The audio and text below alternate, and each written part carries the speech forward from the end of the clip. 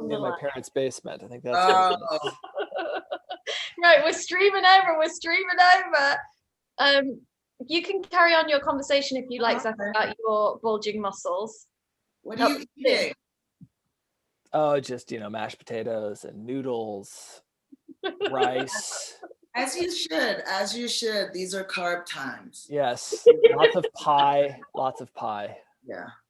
These are carb times. That needs to be a t-shirt. These are carb times. Oh my, like merch. Like 9 o'clock. Yes. Oh my gosh. Well, Monica, thank you for being here. Christine is going to join very shortly. Monica co-wrote this episode and is just the most amazing writer. Yeah, with Jed Whedon. We love Jed Whedon. Oh my gosh, here comes Christine. Yay! Yeah, we'll have a full house. Hello. Yay! Oh my gosh, you look the wave, Monica. The wave. Yes. We can't just use our words. Yeah. We were talking about waves before we started streaming, and what were you saying, Monica? That now you have a very I'm like a child. I'm like, hello, goodbye. Sometimes I even do the really young wave. Yeah. Oh, you guys have got matching jackets. No, not cute. No, I know. Monica, what can we get? I don't like being outdressed. Oh, I don't care. But I You just look fabulous. I don't care anymore about dressing. I don't care. Like they send me. I only shop the lounge sections. I don't think I'm ever going back to zippers. Ever. They were always a good idea. Let's face it. Yeah. Well, I've got leggings on the bottom half, so. Yeah, I've got sweatpants on. So Yeah, me too. Yeah. I got my loungewear. Loungewear. Christine, thank you so much for being here. I was just introducing Monica as writer extraordinaire, and then you are actor extraordinaire. Thank you. Thank you for being here, both of you. I get so excited when I watch episodes. I'm like, oh my gosh, yes, I can ask the best people ever to be on here. Do you know, when's the last time you saw any of the first season? Well, I guess you've been watching these episodes, right? Yeah, I've been watching them, but I hadn't watched them since they came out when I started. Yeah. I imagine you guys look really young. Oh my gosh, well, you look the exact same. Yeah, obviously, I haven't changed at all. You are amazing beauty. I wish I was with you. I know. I know. Let's press play because otherwise I'll just waffle on forever. And if you see me on my phone, I'm not being rude. I'm on the chat, and there's going to be questions flying in left, right, and center. So that's what I'm doing, and maybe ordering Uber Eats. I'm not going to make any promises. You can order too. Okay. No, if you're going to do an Uber Eats, just be like this so that we. Yeah. Okay. Right. So I'm at the Marvel flip. Okay. So let me just press play then and get to the flip. Good idea. The ABC music. So we can do like a 3, 2, 1. Okay. Well, I'm on the previously on Agents of Shield. You go to the flip. You go to the flip. But I'm here. Right. You press play and go to the flip and then pause. It's like here. I think. Yeah. That's my flip. It was just the red Marvel, right? Just the red. Okay, let me get to the red. Just keep going back to the ABC thingamay. I know that takes a while.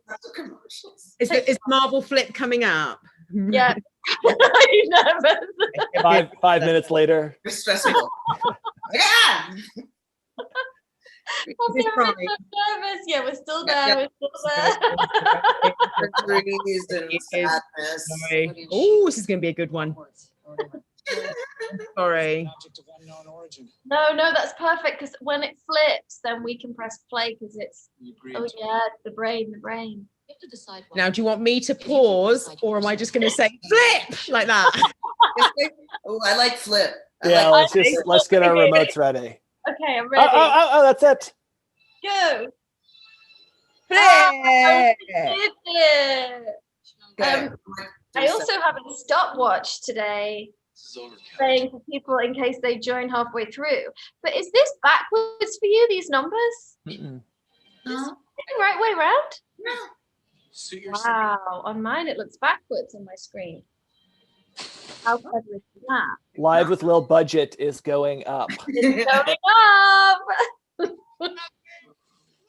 up. Right, okay, good. So this is We're going up. watching it right now. Is everyone watching it? Yes. Everyone is watching it. Yes. Swimming pool. Watching. Okay, we're back. We're back. Christine, how did you get to be Agent Weaver? Because Through Mo. Through Mo. Yes, I was gonna say, is it? Yeah. Yeah, So so how did that go? Mo's very good friends with Rashida. And I had played Rashida's best friend in a show in London years and years and years ago. And Mo came out and stayed with her for quite a while. And, you know, we hung out. And then obviously years later, when she became a baller showrunner, she was like, ooh, I'm going to get you a part in my show. She did. And not just because we were friends, obviously, because I'm an immense talent, but So were you were living in LA at that point though, right? You'd since moved to America. since I moved to America in 2003. Yeah. So I was out there sort of doing the rounds, doing the auditions, and and then I came in as Agent Weaver, and then they weren't sort of sure how recurring she was going to be. I think initially it was sort of 2 episodes, wasn't it? Yeah. And then obviously, you know, that there was more to her story, so it was good. Oh, you were just such a breath of fresh air on the set, and it was so nice to have somebody that had, you know, we were all just still so new, and I feel like so cute. You were so cute because you were like, I'd say like anything, and you'd be like, wisdom. No, I'm just like saying stuff. But it was so sweet. But it was also lovely for me to just be, you know, it was lovely that it was such a mixed cast of Brits, and, you know, obviously Ian, and, you know, your show, more than any show I've ever worked on, had such a kind of mix of nationalities, and it just made it feel very global and fun and cosmopolitan, and like, you know, all these sort of cultures clashing, but in a really fun way. Yeah, was that something very intentional, Monica, to get people from sort of around the globe? And I think sometimes I feel like Jed and Marissa created a world that reflected their world. Right. So it wasn't singular. It wasn't singular nationality. It wasn't singular racially. And it felt very inclusive because it was inclusive from the top, which is rare and wonderful. Yeah. So how does that happen, Monica? Like, does it take a showrunner like yourself or Mo and Jed saying, you know, this is our manifesto? Like, is that hard to? It's sometimes subjective too. Like some people, like I've been in casting sessions where it's like, they would never love each other. And I'm like, well, okay, that's a lot of judgments. Right. Yeah. You know, like my first job, my boss didn't believe in interracial relationships. And I have a white husband. So it's so funny because he was like, oh my God, did you see her husband? And I was like, I felt like I was like a lizard and a frog as friends, but like, it was just weird. So like, I just feel like people bring their biases and their loves. And so sometimes they don't even know. Yeah. Although it's harder not to know now. Yeah, thank God. But when you were in that position, Monica, were you? Oh my gosh, there's Agent Weaver. I know. I'm just like, oh, there she is. I'm just realizing this is the episode that I was originally in, isn't it? Yes! realize that. I know. I was thinking about that, and then because I have no short-term memory and no long-term memory either, but I was like, did that actually happen, or did we talk about it and it didn't happen? Because I was like watching the beginning, I was like, wait a minute, Dylan Minette, Daniel Zavada. That's my episode. I was in that. Did you guys, is that how you guys met? I don't know your love story. Oh my gosh, Monica, get the wine, quit. No, we'd been dating for a year before this, so this was one of those like, we've got a great. Actually, you auditioned for it. Right? Yeah. You know what? It was like the time where the budgets kept getting cut, and you'd be like, "Can we hold on to this? Can we hold on to this?" And, oh, we didn't get that scene. Oh. I know. Well, you shot it, and then it was cut for time, and we have it. Yeah. Like for money. Yeah. I have that scene ready. Extras. But Agent Tad lives on. Yeah, we should say when we get to that point, Zach, we should explain what the scene is, because then that would make more sense there. Yes. Yeah. Oh, it was in there. I do just want to go back to what you were saying, Monica, about, I just think that's so funny. Even like, I don't believe in interracial relationships. I think one of the things, just kind of bringing it back to the show, and just, generally with what's happening in TV at the moment and what we've been doing in Black Lightning, I think like a lot of times people like yourselves, Monica, creators, people like Mo and Jed, you just have to like put it out there that and not wait for permission for executives to be like, well, I don't know that I've seen an interracial couple. It's like, you know what? It's like you almost have to make it so that they have to articulate something a lot. I mean, and I think a lot of times I'll be like, I'm not going to say that, so okay. Yeah. Sometimes you just have to just do it and show it. And I think that's, you guys have done a really good job of showing that diversity and just representation.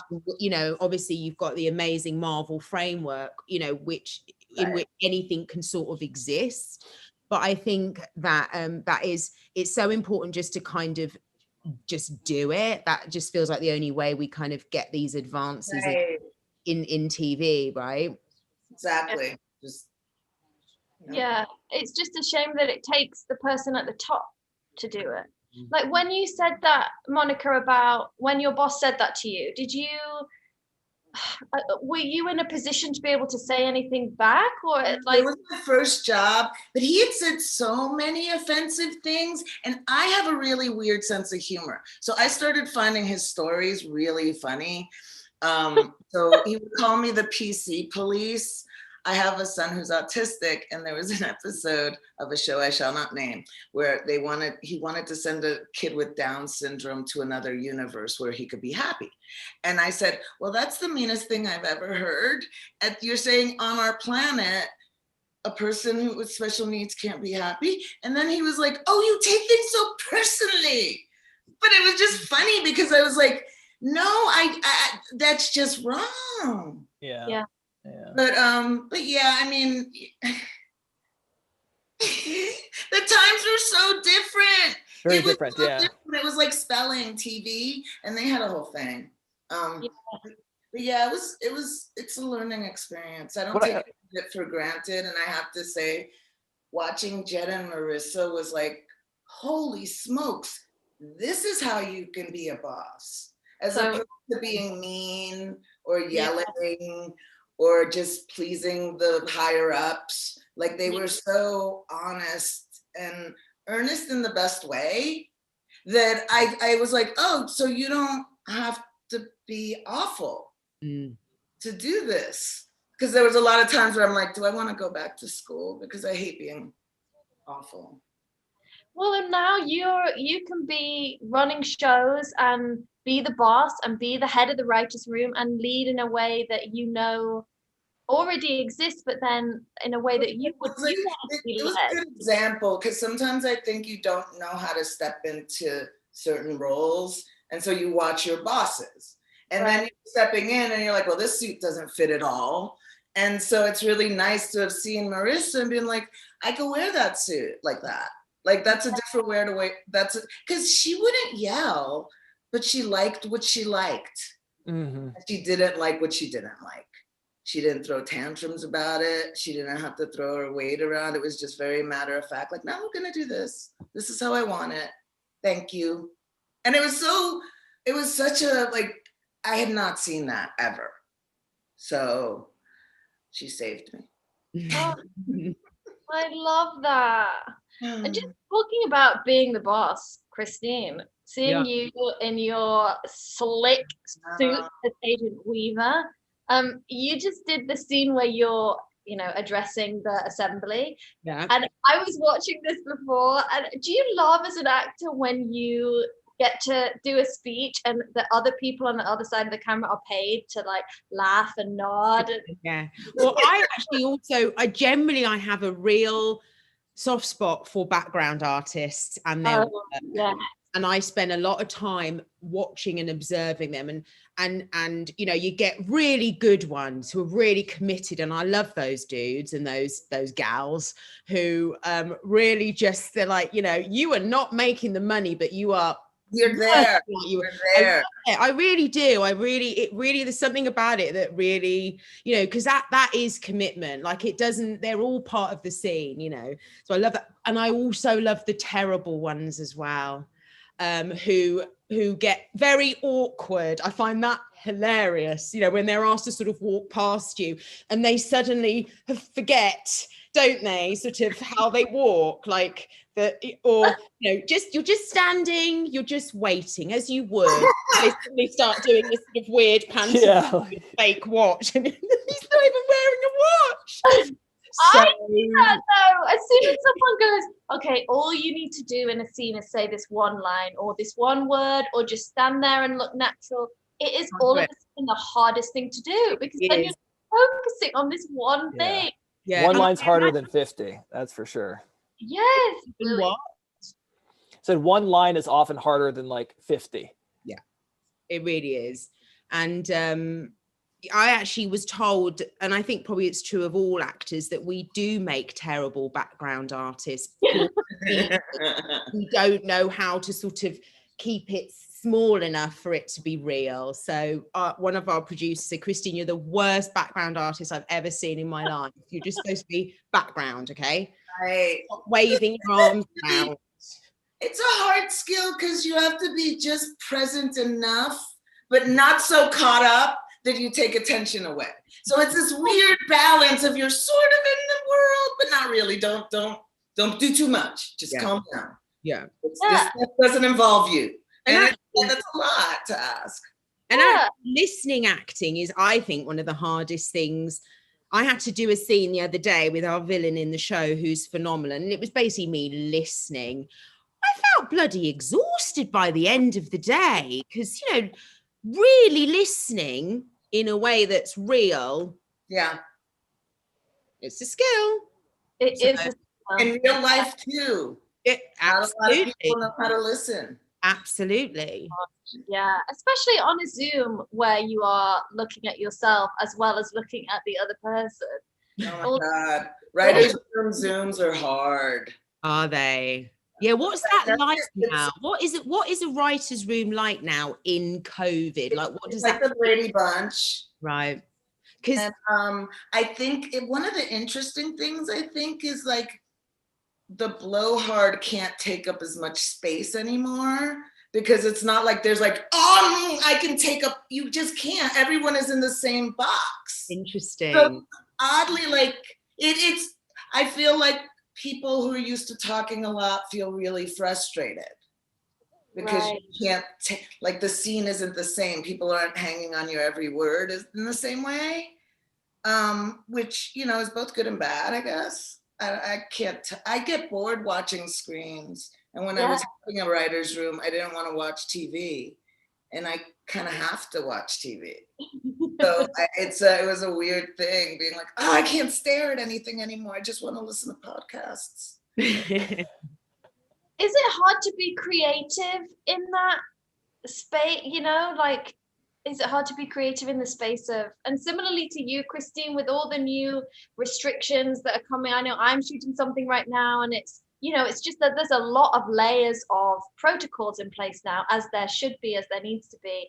But like, I guess to both of you, how do you still stay creative in a time where there's a lot of stress and also just everything's a bit different? For me as an actor, I mean, yes, obviously there's all the protocols now and the testing, but one of the things, I mean, I sort of feel particularly lucky because we're kind of the only people on the set that get to take our masks off and do the work. Right. Actually, in lots of ways, even with all the protocols, I feel that we're quite lucky because we get to do our job. It remains intact in the sense of the acting experience remains the same for us. Yeah, we have to put the mask on when they call cut and all that. But in that moment, when I sat down and did my scene with Marvin, we're doing our acting. So actually, that's why I'm so happy to be back at work, because actually it's one of the only things where I can look at people's faces and they can put mine and we can have that connection. So we are quite lucky, I think, in that way. Or that's my take on it. Do you feel an energy shift when you take the mask off? It's like suddenly it's like you're on, right? 1000%. And at first it was when we sort of first, I don't know how it works for you, Liz, but like they wanted us, we were doing our rehearsals with the mask on. Yeah. And I just, so basically what was happening, we weren't seeing each other's faces until cameras were actually like about to roll. Right. And I found that so hard. I just felt like I needed to see the actor's face before the camera was rolling. Like, what am I? Maybe that sounds pretty simplistic, but I had to like duke it out with the COVID team, and I was like, I need to rehearse this. I need to see his face. It's just this is it right here. This whole thing. So, yeah, I don't know. Yeah, I don't know. I mean, I don't know how that is for you, Liz, but yeah, I'm happy that I get to have some of my day be maskless and real. Yeah, exactly. Yeah, we are so lucky in that. And I think it's I thought it would be a bit, I was saying to Monica, like maybe a bit more clinical, like not feel as playful, but there is this release of, oh my gosh, this is the time we get to do it, and everybody's worked so hard for us to be able to do this right now. So all those writers on the Zooms, like every Zoom was to help with this moment, and so lucky. It makes you appreciate everything more, I think, for a lot of people. But I guess, Monica, yours is super different being on screens, right? So I mean, I don't like the writer's room much, but I love writing more. Wow. Because I don't have to be in the world. And the world is less fun than stories right now. And it's like, oh, ghosts are easy.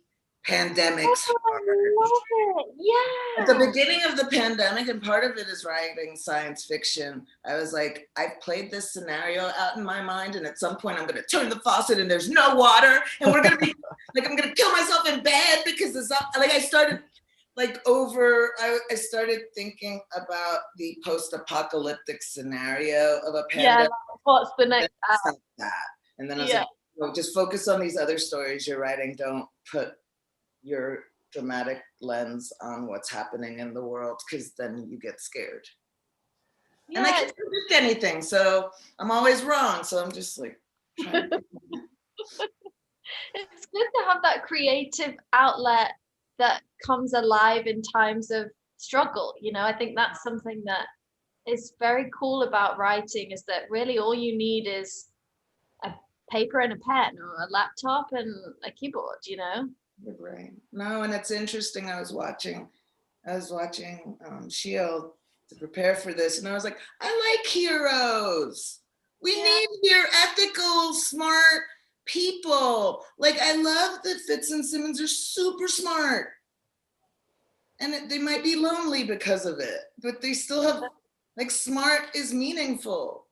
Yeah, it was awesome to go to the academy and see all the, see Sky being introduced to it, and then Fitzsimmons are the cool people there, and Ace Weaver is just this like badass star scientist leader that we fangirl over. It was just it was really cool. Yeah. Yes. Speaking of the Academy, I'm going to fly in with a question from the chat. Fly in. Louise Pask asks, what was it like introducing the Academy and especially getting a glimpse into the boiler room? What was that process like in the writer's room and developing that? Great. It was fun to think about, okay, if you put the smartest people in the world, how would they experience school? Like, what would their university, like you take any college bar and then you put brilliance in it. And so we kind of had fun with that idea of what would college look like if everyone was way smarter and they had better resources. Yeah.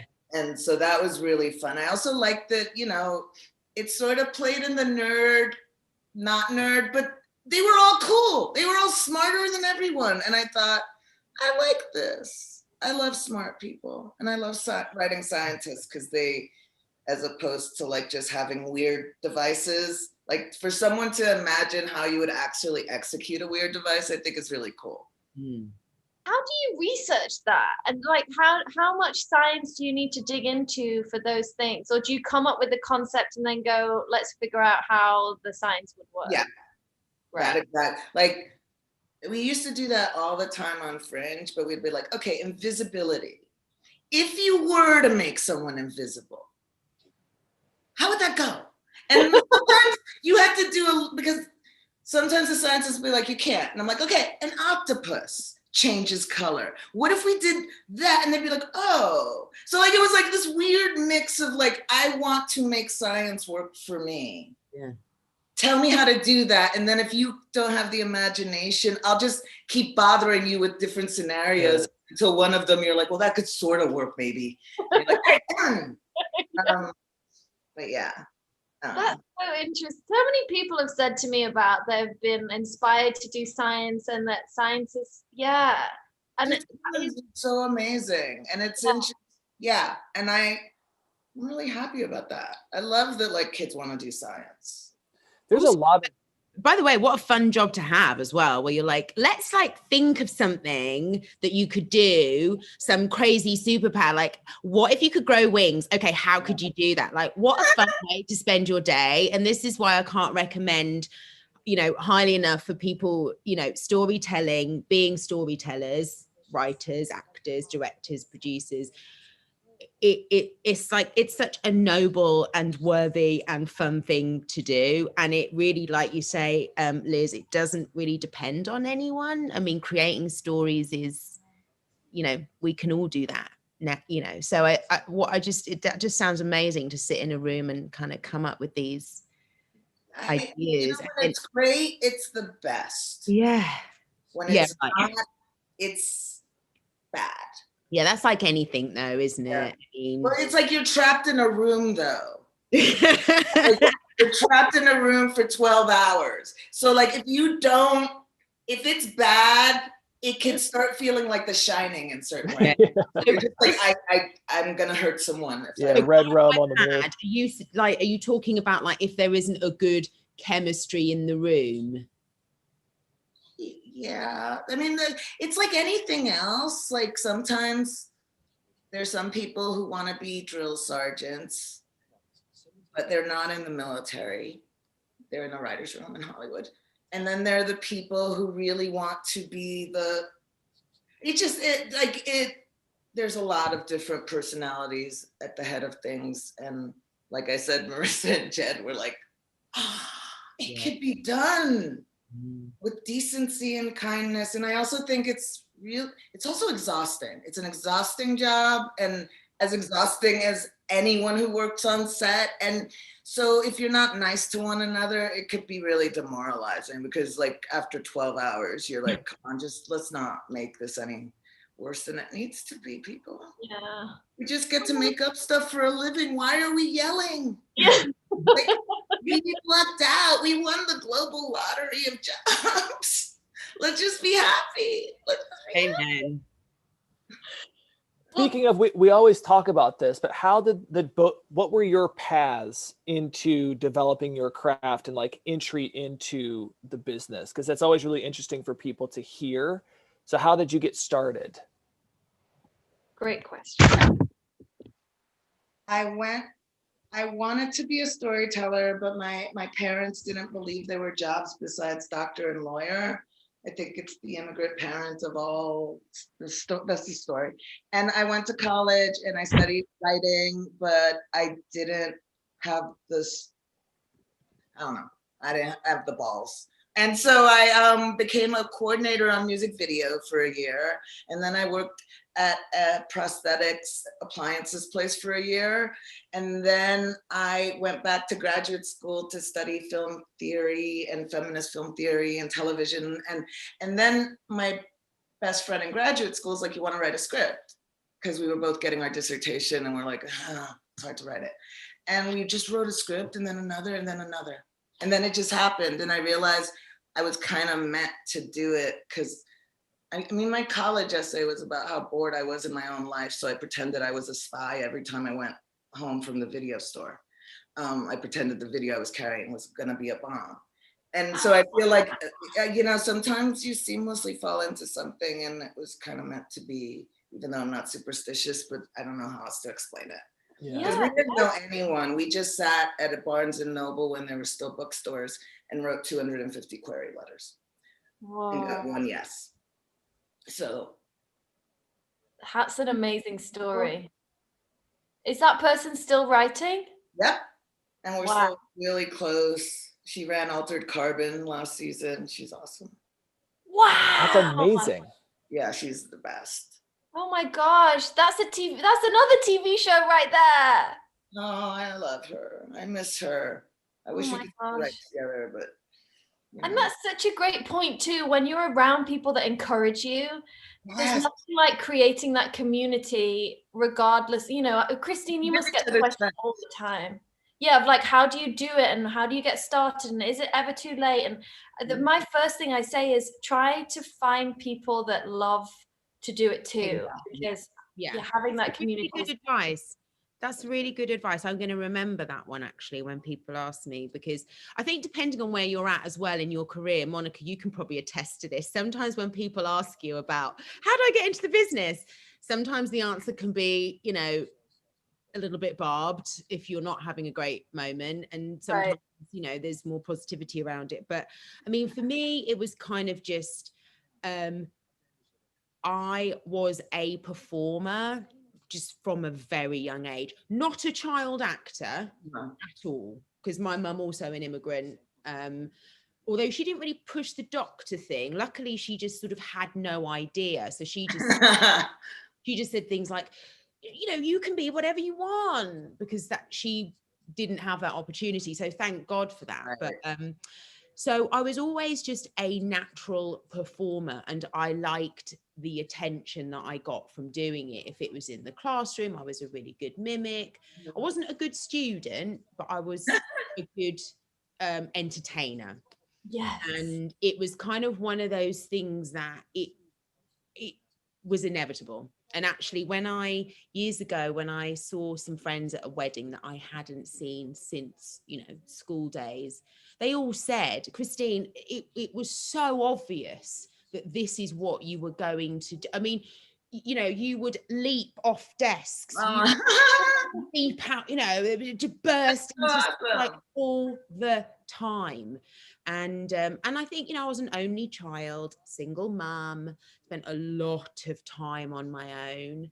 And I think that's a real furtive playground isolation. And I'm super happy in my own company, actually, and always have been.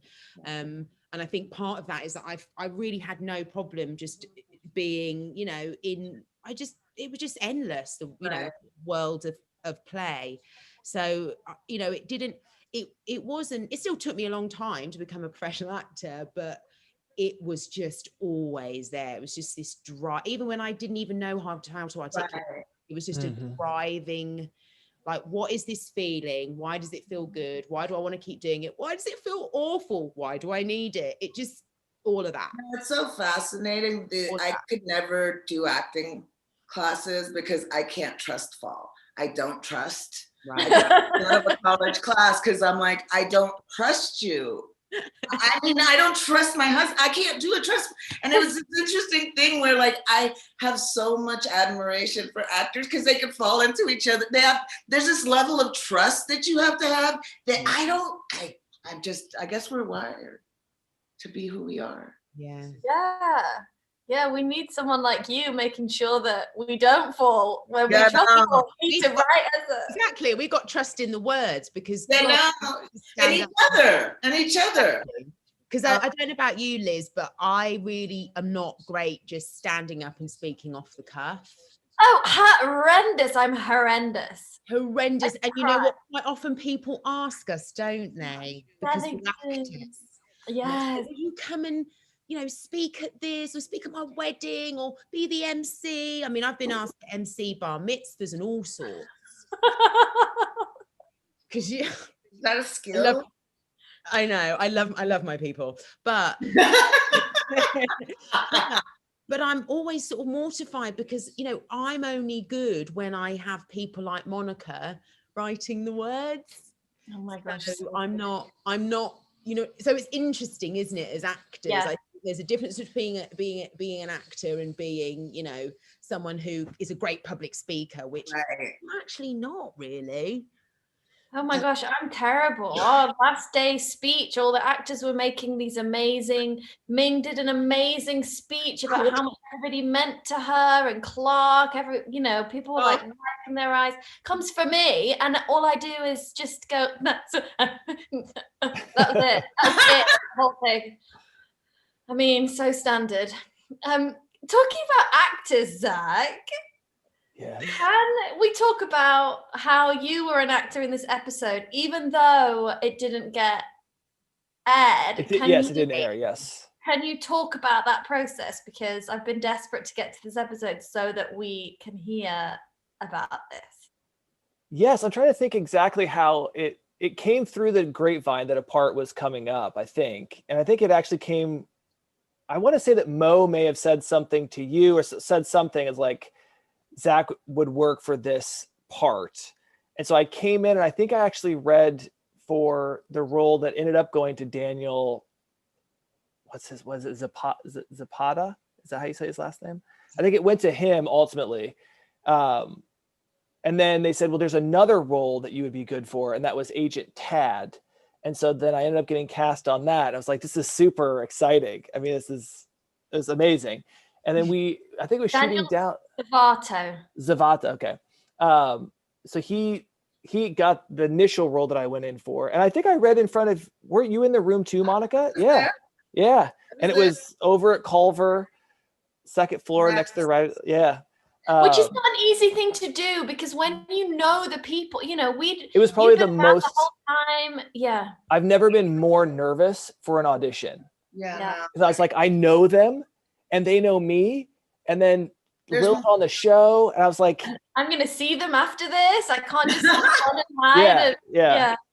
I was definitely very nervous. And then we shot it downtown and it was awesome. It was a great part. But the funny part of it was you were quite the, how would you like, female Lothario? Is that how you would say it at the Shield Academy? Like you were kind of a player, if you will. Was it someone's kind of a player? Yeah.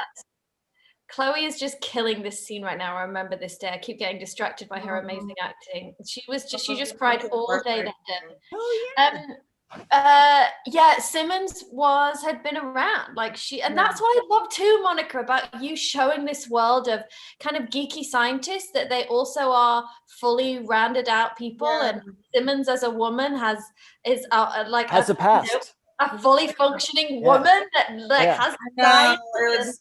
It's so sad when you're like, that's a big deal, but it's true. Yeah, but it didn't play in the scenes as a big deal when we did it. It was just like, we didn't want it to be a big deal. It didn't feel like it should be a big deal.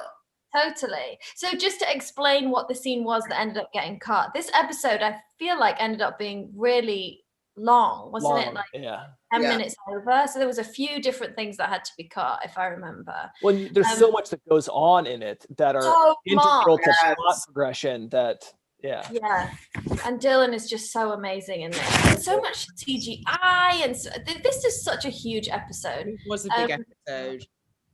But the scene that we did, Zach, that got cut, it was Simmons and Sky were having a drink, and it was like almost like a page monologue from me, and then you came up, because it was the whole thing of like Sky couldn't believe that we were cool at this place. Yeah. And I was saying, yeah, of course I am, and just because I'm a scientist doesn't mean I can't be cool, and la la la. But it was all like a chill conversation, and then Zach's character comes up and it's like, hey Simmons, you never called me back. It turned out we didn't want to stand, and I never called him back. Yeah, I was a complete like Simmons simp is basically like what it was. Yeah. Oh, I love that. It was such a fun scene. And then you were this good looking guy, and Sky just loved it. She couldn't believe it. Yeah, it was a fun one.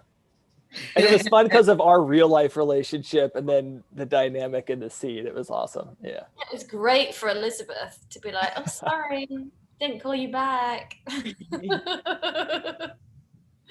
Different, very different. This, Monica, when you are given a script, when you're told like you're going to write this script, or when you say I want to write this episode, how did you, because so much happens in this in terms of Sky's family, Coulson keeps like discovering what happened, and he now knows building up to a giant turn. Yeah, there was that first part of Agents of Shield. It was hard. It was a really hard show because there's so much, and every episode is so jam-packed, and then you have another cinematic universe to account for in the subtext. So yeah, no, but I feel like this was the first episode where I'm like, all right, I think I can write this show. Like, I feel like I was like, all right, I'm getting this, but yeah, no, there was a lot. There was, then we were introducing Quinn. I forgot Quinn completely. And then I was like, all right, he was involved. And it was interesting because the whole episode kind of rested on Dylan being awesome. Oh, and he was so awesome. He really is such a great actor, isn't he? Such a great actor. So lovely. And he was young here. Baby. Yeah. I know. And I remember just hanging out with him on the Zorro parking lot. Yeah, all over at Disney. And what's happened to him? You know, it's like, where is he now? What's he doing? I mean, what's he up to? Who's ever heard of him again? I know.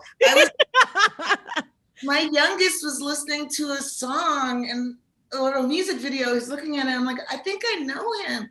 And he's got a band too. What? Yeah, that's awesome. Yeah. He's one of those endlessly talented people. I know. I know. It's disgusting. It really is. How dare they hog so many talents? I know. You have music, you can't have other ones. Exactly. I agree, Monica. There. Talking about your parent, Monica, about you saying about they wanted you to like be a doctor or something kind of more sensible. My mom is a doctor, and she really wanted me to be a doctor. And this scene, I remember being so excited to call her and be like, hey, so here's what happens. So this like collapses because he's had all this crazy stuff going on, and then I come in and try, and then she's like, oh, that works, 1% of the time, and it's like, oh no, not quite there yet. Like you gave my mom like the second best option she could have hoped for, with me being like somewhat medical. And it's really one of those careers that if you don't want to do it, you really don't want to do it. Like you really have, like you're just like, well, that's a lot of schooling to not do something I want to do. I know. Is that Maggie, Zach? Here we go, Mum. It's our dog. Dog. Okay. How is Maggie? She's good. She's good. She has a weird cough, so that was it. Yeah. It's like a reverse sneeze, apparently. You have to rub. I think she just learns that when she does it, we just pick her up and rub her all over. It does help. Well, can I ask you a question about that? And this is such a diversion, but does she pull on the leash? She's walking. She wears a harness, so she doesn't have it around her neck. But she doesn't pull or anything. No, it's like an allergy thing, apparently. Allergy, Yeah, and Maggie doesn't really walk. She's quite stately, in which she likes to be carried. So. It's true. You carry her around. Is this a good place? Yeah. Love her.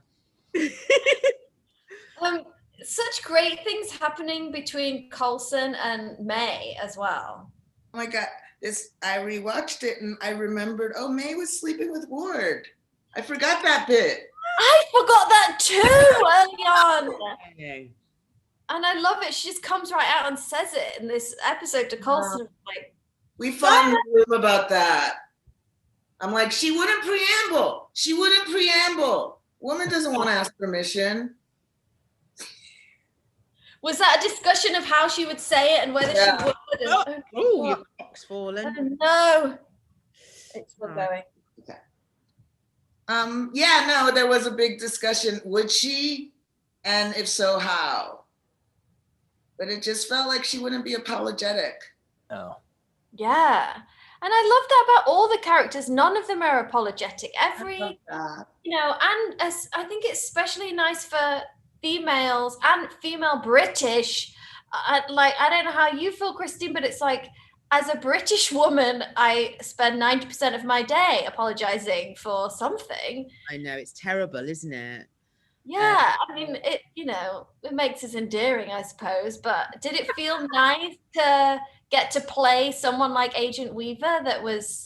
Yeah, I mean, I'm really lucky, I think. I've always played very sort of strong, ironically, because I was such a terrible student, and yet I always sort of seem to play brainiacs of some sort, which I think is so funny. That's that, for whatever reason, that's a quality that I have. It's not true. I mean, I didn't even get my maths GCSE. I tried.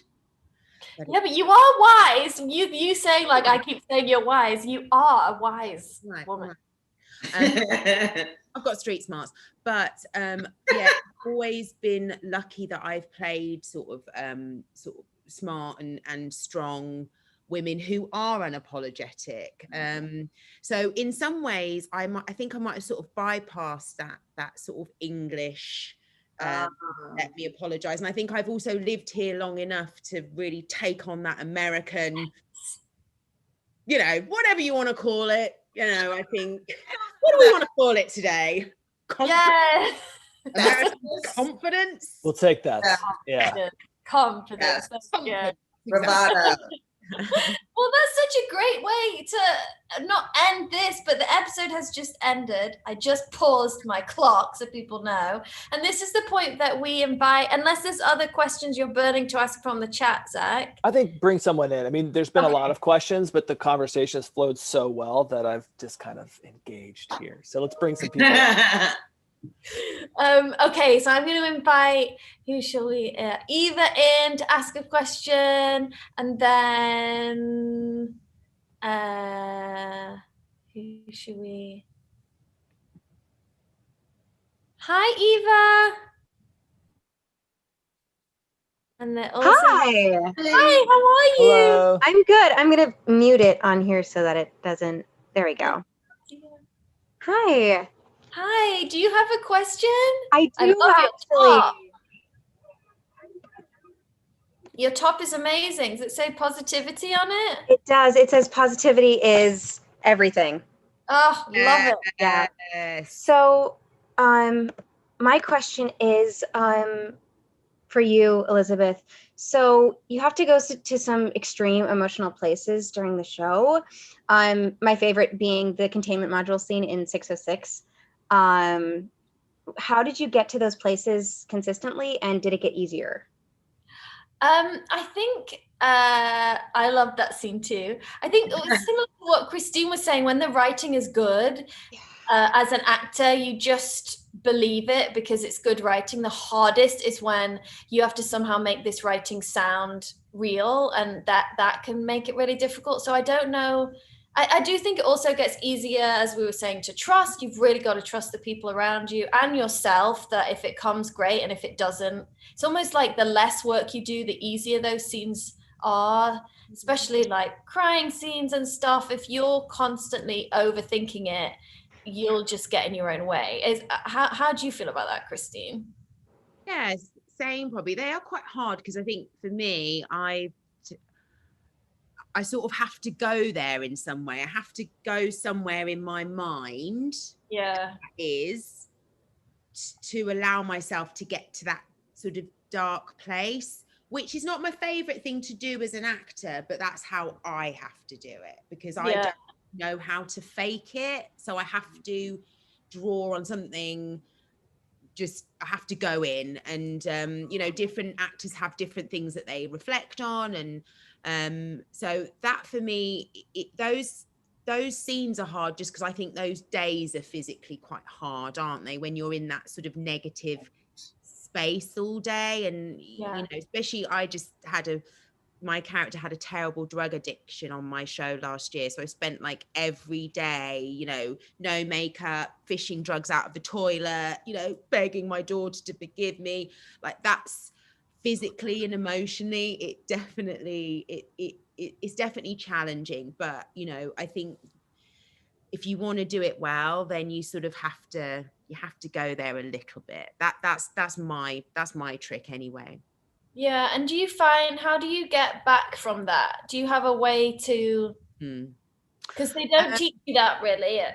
They don't, yeah. No. I'm a college musical theater major, and they say, you know, we work on emotional prep, but it's hard to get out of it sometimes. What do you do, Liz? Like if you had a day like that day when you shot that scene, do you remember what you did after work that day? I think even just acknowledging that you're gonna, because for me, I feel a bit strange the day before, and like my body starts to prepare for scenes like that, and then afterwards there's that sense of relief if it went well, but then it's just exhaustion really. I think it's taking care. I don't plan anything for that evening. It's really helpful going home to Zach because he gets it as an actor. I think it's just having people around you that know this is going to be, you know, he'll have the chocolates and the wine there when I get home. And to know it's not real. I think you have to keep telling your brain, this isn't real, I'm fine, you're fine.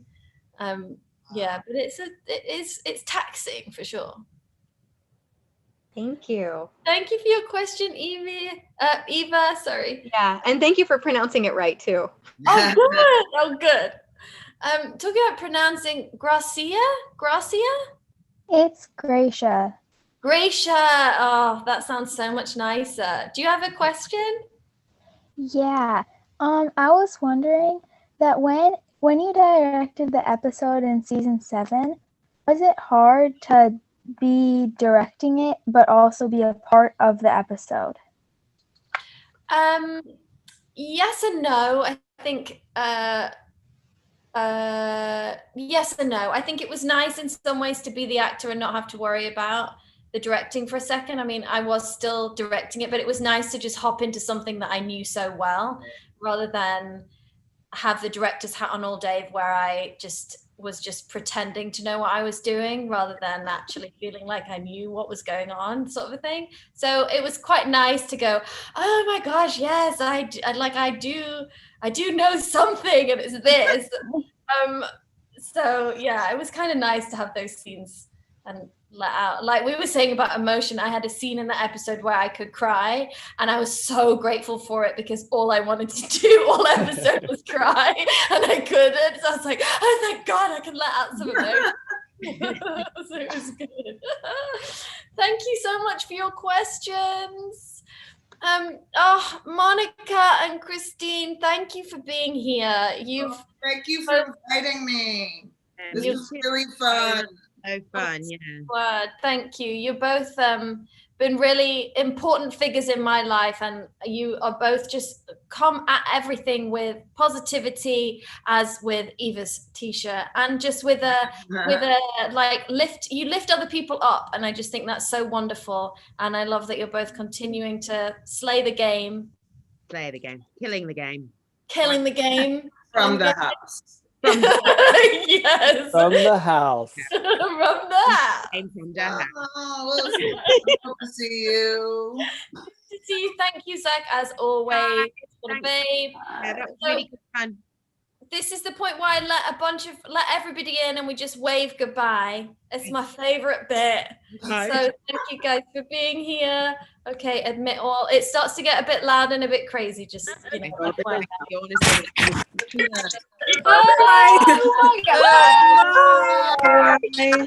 Oh, Hi, Zach. What's up, everybody? Oh my gosh. Hello, everyone. How's it going? Hey guys. Hi. Hey. Bernardo. Hey guys. Hey. Hi, Tracy. You guys allowed to? Hi, Patricia. Hi, Hey everybody. Agentsofshield. Hi. Hey, Turtle. Oh, Hi, Zach. Hi, hi, Monica. Turtle. Hey. Christine. How's everyone doing? Hi. What's up? Have a good week, everyone. Thank you, Hey guys. guys. Thanksgiving. Thanks for doing this again this week. One. Hey, Christine.